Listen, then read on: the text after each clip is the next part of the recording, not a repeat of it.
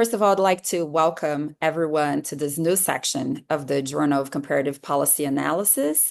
It's a section that is called Qualitative Comparative Policy Studies, and we're very excited to have this new section. It gives us the opportunity to welcome all scholars and their research on what we've been calling the transnational policy process. So this section opens space for works dedicated to the transnational, to the global, and to analysis that are empirical in nature. We are, of course, following all of the traditional journal guidelines. JCPA is a very traditional journal in comparative public policy. So we are continuing their tradition of being following the same requirements in terms of following theory, having methods, having empirical research, but at the same time with this transnational perspective.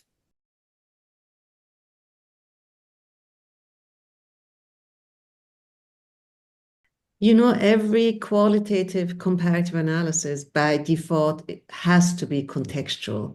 Now, what is context? There's, of course, the two basic fundamentals of context is time and space.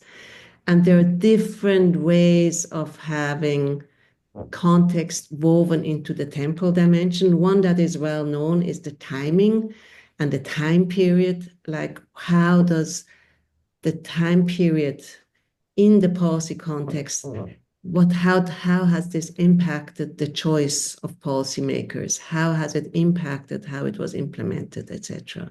But there's also a spatial dimension to context. And spatial, especially if you bring in the transnational and the global dimension, means who are the reference societies? Who are the examples of other countries that policymakers look up to? What is the role of global actors? So this is more the spatial dimension of the context. So we are strongly encouraging manuscripts that are sensitive to context, whether it's spatial, whether it's temporal, and it's both spatial and temporal in its broadest sense, that we would welcome to receive.